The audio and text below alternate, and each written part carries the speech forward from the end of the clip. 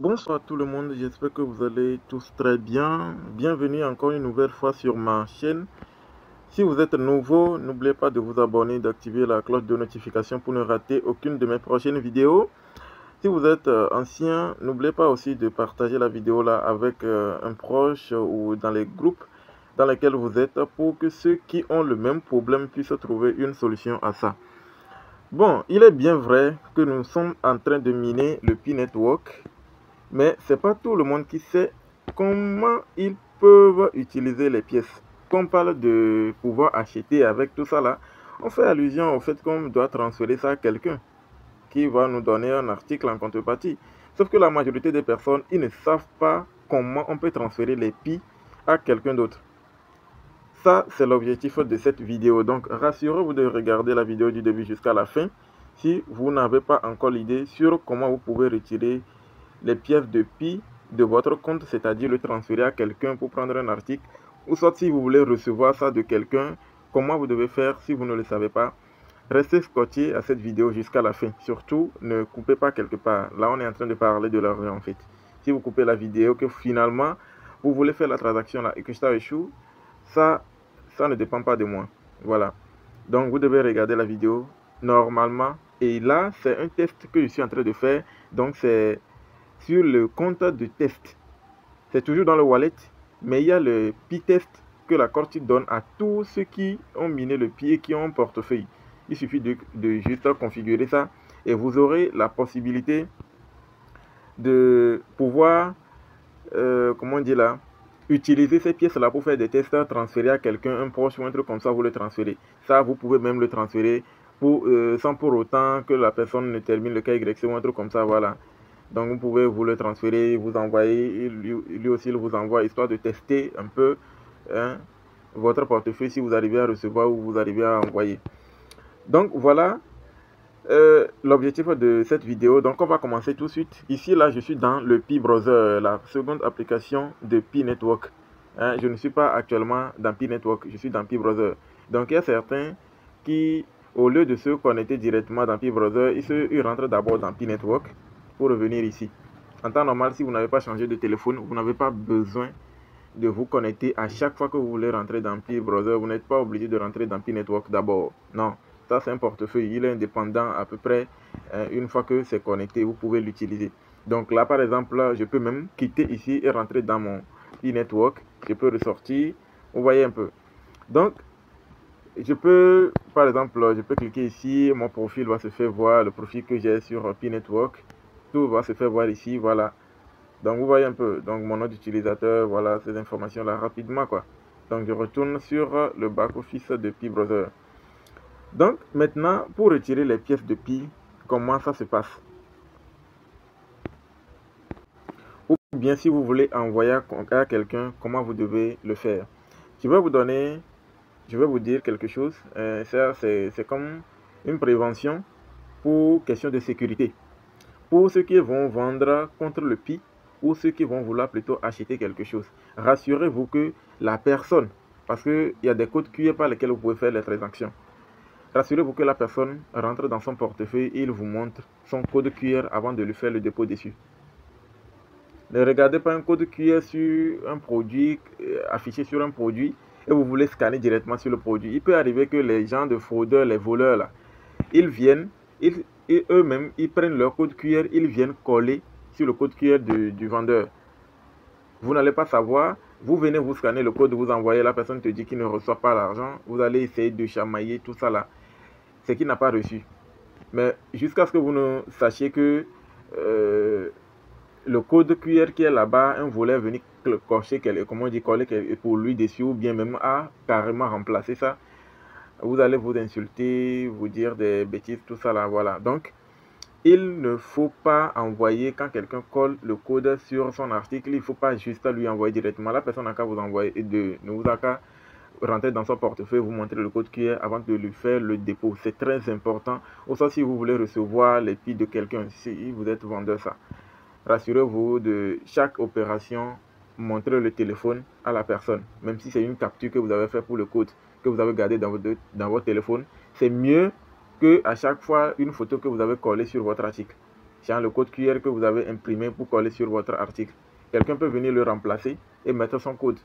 Les gens viennent acheter, mais l'argent, ça va sur le compte de la personne en question. Vous n'allez pas recevoir l'argent. Il dit qu'il vous a envoyé, vous n'allez rien comprendre, vous allez vous insulter. Il a bien sûr envoyé, vous allez croire qu'il veut vous arnaquer, donc vous allez l'insulter. Et lui aussi va vous insulter, il va dire que vous êtes en train de l'arnaquer. Ouais, vous n'allez pas vous comprendre. De mieux, soit la personne vous envoie l'adresse, ou soit il vous montre le code QR. Donc, sans plus tarder, on va rentrer dans le wallet. Donc, on clique sur le wallet. C'est ça qui était au milieu, au niveau ici. Voilà, je vais vous montrer. C'était à ce niveau-là, je vais retourner. Donc, c'est ça. Le wallet, c'est ça. Donc, on clique dessus. Donc, arrivé sur cette page-là, on vous demande de soit vous connecter avec les 24 mots ou soit avec l'empreinte digitale. Ça, c'est seulement si vous avez l'empreinte digitale configurée sur votre téléphone. Même si le téléphone a l'empreinte digitale et que vous ne l'avez pas configurée, ça ne va pas s'afficher ici. Si vous l'avez configuré, ça va s'afficher, mais si vous ne l'avez pas configuré, si vous l'avez configuré sur le téléphone, donc ça vous permet de déverrouiller le téléphone, et que vous ne l'avez pas configuré dans l'application Pi Network, dans l'application Wallet Pi même là, ça ne va pas aussi vous permettre de pouvoir l'ouvrir. Donc ici, moi par exemple, je peux cliquer sur déverrouiller avec empreinte. On me demande l'empreinte, je mets l'empreinte et tape, je dois me retrouver sur mon compte. Mais pour quelqu'un qui vient tout juste de, comment on dit, il vient tout juste de se connecter à son compte, il n'a jamais configuré l'empreinte ou un truc comme ça. Et l'empreinte est en temps normal configurée sur le téléphone. Il utilise l'empreinte sur le téléphone, mais il ne l'utilise pas pour se connecter. Ça va lui demander immédiatement de faire la configuration. Donc il va juste cliquer sur configurer, il met l'empreinte et puis c'est bon. Voilà. Sinon, il peut rentrer dans paramètres ici. Arrivé dans le paramètre, il met l'empreinte d'abord. Moi, je mets l'empreinte d'abord parce que je l'avais configuré. Et déverrouiller avec empreinte devait s'afficher ici. Voilà. Donc, si la personne a perdu les 24 mots, mais il avait configuré l'empreinte, il peut venir ici et cliquer sur montrer. Et puis, les 24 mots vont s'afficher pour la personne. Et il va pouvoir recopier à nouveau pour le garder. Mais s'il n'avait pas configuré l'empreinte pour le déverrouiller et il a perdu les 24 mots, alors il est mal barré. Et l'empreinte, je vais le dire comme ça, l'empreinte varie d'un téléphone à l'autre. Si vous l'avez configuré sur ce téléphone et un jour vous changez de téléphone, vous êtes obligé de coller les 24 mots pour se connecter pour la première fois avant de configurer l'empreinte de l'autre côté. L'empreinte que vous avez configurée sur le téléphone ne va pas vous permettre de déverrouiller le téléphone, votre wallet directement sans pour autant le configurer. Voilà, donc il y a déjà ceux qui se mélangent, ils disent que moi je l'avais déjà configuré mais ils ont changé de téléphone et ils n'ont pas encore fait ça ici. Donc maintenant on est dans le portefeuille. Maintenant on est dans le portefeuille manette, c'est ici les pi réels vont arriver. Moi j'ai pas encore reçu mes pi, mais c'est les pi tests qu'on va utiliser. Donc moi je vais cliquer ici, manette. Et je vais cliquer sur pi test. Je clique dessus maintenant. Et là, ça m'amène dans le pi test. Si vous ne l'avez pas encore configuré aussi, ça va vous demander la configuration. Vous allez cliquer dessus, ça va tourner. On va vous dire bienvenue sur le pi test. Et vous allez avoir 100 pi ici. Moi j'avais déjà fait les tests, c'est pourquoi mon compte est à ce niveau-là comme ça. Donc je vais envoyer tout de suite 10 pi tests à quelqu'un. Ce sont des pi tests, ça n'aura jamais de valeur. Donc si vous avez utilisé que c'est parti, c'est fini totalement, vous pouvez cliquer sur plus ici et puis une quantité va augmenter. Donc vous devez être à moins de 50 pi tests avant de pouvoir recharger encore. Voilà. Donc maintenant, si vous voulez tester et envoyer à quelqu'un, vous allez remarquer que dans le manette pi, il y a l'adresse quelque part. Ici, il y a l'adresse sur laquelle vous pouvez recevoir les pi réels. Voilà, ça c'est bon, le bug un peu. Sinon, en temps normal, c'est pi. Comme je suis rentré dans manette pi, c'est pi même qui devait être ici. Donc, vous pouvez cliquer ici directement, copier l'adresse pour recevoir les pi réels. Mais quand vous êtes dans le pi test, vous pouvez aussi le copier pour pi test pour recevoir les pi tests. Ça, c'est ça. Vous ne pouvez pas copier l'adresse du pi réel pour envoyer les pi tests dessus. Ça ne va pas marcher non plus. Voilà. Donc, maintenant, on est dans le compte. Vous voyez, le solde disponible, le solde, tout ça, blablabla. Et qu'est-ce que moi je vais faire maintenant? Je vais essayer d'envoyer l'adresse à quelqu'un. Je vais essayer de copier mon adresse et envoyer à quelqu'un. Donc il me suffit de cliquer ici pour copier mon adresse. Si je clique ici immédiatement, on va me dire que l'adresse est copiée. Comme ça, vous voyez, on dit copier. Donc là, je vais me rendre dans la discussion de la personne, WhatsApp ou bien un truc comme ça. Je colle l'adresse, je fais appui long là où je dois écrire, je fais appui long là-bas, coller ça, je clique dessus et puis j'envoie. Vous n'ajoutez rien du tout. Vous ne retranchez rien aussi. Sinon, ça ne va pas marcher. C'est ça la sécurité de la blockchain. Si l'adresse est un peu modifiée, ça ne va pas marcher. Voilà. Avant, c'était l'erreur là que les blockchains faisaient, mais ça a été vérifié. Tout ça là maintenant, si l'adresse ne correspond pas ni au réseau ni à l'adresse du portefeuille, ça ne marche pas. Donc maintenant, si vous copiez comme ça, vous collez, vous envoyez à la personne. Ou soit ici, vous cliquez sur envoyer ou recevoir. Vous cliquez dessus.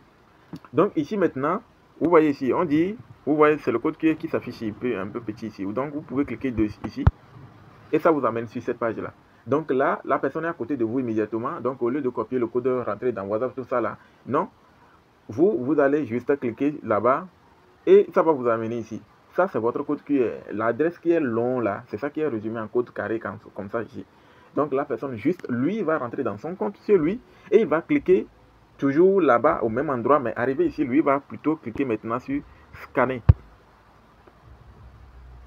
Regardez la vidéo à plusieurs reprises pour pouvoir faire les étapes là et essayer avec quelqu'un que vous connaissez. Il vous envoie le code QR ou bien il vous envoie son adresse et vous faites le dépôt dessus. Donc moi je vais autoriser la caméra à se démarrer et j'ai un code QR que j'ai fait une capture sur un téléphone qui est devant moi et je vais essayer de scanner, vous allez voir. Donc lorsque j'utilise l'application, donc ça va démarrer.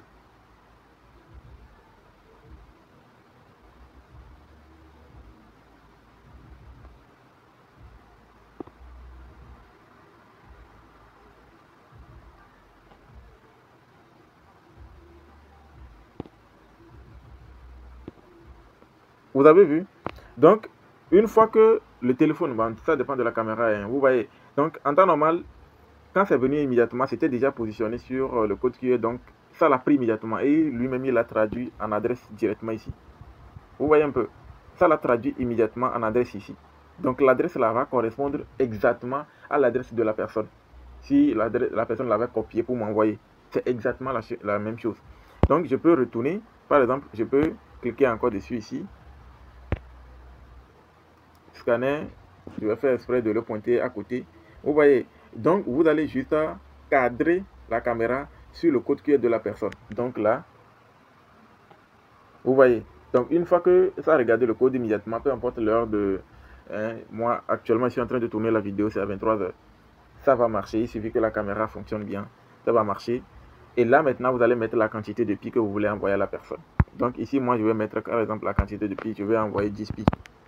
Voilà, donc je vais envoyer 10 pi. Donc on dit mémo, ça c'est facultatif, hein, c'est quelque chose du genre, je peux écrire un mot ou un truc comme ça pour ajouter. Voilà, si par exemple la personne vous envoie ça pour peut-être payer une voiture, donc vous pouvez mettre ici pour l'achat de voiture. Voilà, vous mettez quelque chose comme ça du genre pour l'achat de voiture ou un truc comme ça. Donc quand ça va arriver, la personne va voir le pourquoi vous lui avez envoyé les pi en temps normal. L'achat de voiture. Mais bon, si vous êtes à côté de la personne immédiatement, ça ne sert à rien. La personne sait que c'est pour acheter les voitures. Donc, ah bon, ça ne veut pas continuer aussi. Donc voilà, quelque chose du genre là comme ça. Je clique sur envoyer. Maintenant, sur cette page-là, on me demande quelques confirmations. Donc, je clique sur confirmer. On va me prélever 0,01 pi test. Donc là, on me dit erreur. On dit le destinataire n'existe pas. Donc ça, c'est les erreurs qui arrivent souvent, un truc comme ça. Donc, sinon, en temps normal, la personne devait recevoir les 10 pi tests. Voilà. Donc c'est tout, hein, c'est pas quelque chose de très difficile. Quand vous confirmez, la personne reçoit les pi et puis c'est fini. Donc c'est tout. Voilà pour la vidéo. Si ça vous a aidé à savoir quelque chose, comment avoir son code QR, comment scanner le code QR de quelqu'un, comment taper le nombre de pi que vous voulez envoyer, confirmer. Si ça vous a aidé à comprendre quelque chose, n'oubliez pas de liker la vidéo, mettre un commentaire, quelque chose. Voilà. Dites-moi si ça vous a vraiment aidé dans le commentaire. N'oubliez pas de partager la vidéo surtout, c'est très très important parce que ça peut aider beaucoup de personnes. Parce que la majorité des personnes qui minent le Pi Network, c'est grâce au Pi qu'ils ont connu la crypto-monnaie. La majorité. Donc si vous le savez déjà, partagez ça. Ceux qui ne le savent pas encore, ou qui ne ratent pas l'opportunité là, pour qui ne se pointent pas devant un vendeur qui va vider leur portefeuille histoire de... Et voilà, c'est les erreurs ou un truc comme ça, va vous lui raconter des histoires bidons et lui prendre ses pi gratuitement. Voilà, donc partagez la vidéo massivement. Merci de l'avoir regardé jusqu'ici. N'oubliez pas de vous abonner, surtout activer la cloche de notification pour ne rater aucune de mes prochaines vidéos. Je tiens à vous informer, dans la description, j'ai laissé quelques informations sur des entreprises dans lesquelles vous pouvez investir aujourd'hui et profiter à vie. Ce sont les sociétés réelles physiques, ce sont les sociétés, les startups qui ont lancé le financement participatif dans lesquels vous pouvez acheter les actions. Quand je parle d'actions, c'est que vous devenez copropriétaire, vous devenez comme créateur de ces entreprises-là et vous profitez des bénéfices que l'entreprise va générer aussi longtemps que vous gardez vos actions dans ces entreprises-là. Donc, par moment, ces entreprises rentrent en bourse aussi comme la bourse des crypto-monnaies et à la hausse des actions, vous pouvez décider de vendre une partie, vendre la totalité ou garder la majorité sur le long terme que possible. Mais ce qui est sûr, vous pouvez profiter de ça, vos enfants peuvent profiter de ça, en tout cas de plusieurs générations jusqu'à la génération qui décide de vendre les actions. Aussi longtemps que l'entreprise existe, vous percevez les dividendes jusqu'à des générations. Donc, je vais laisser les informations là-bas. Vous pouvez me contacter dessus. Vous pouvez rejoindre le groupe. Je vais vous poser la question là où vous avez trouvé le lien. Vous me dites juste sur Google. Faites-moi signe d'abord. Et vous allez me dire plutôt sur YouTube. Faites-moi signe d'abord avant de créer vos comptes. Pour ne pas créer les comptes en l'air. Parce qu'il y a des, voilà, il y a des bonus et puis quelque chose de truc là de bienvenu que vous ne devez pas vraiment rater. Vous devez être au courant de comment ça fonctionne avant de vous lancer. Merci et bonne suite à vous tous. On se dit ciao.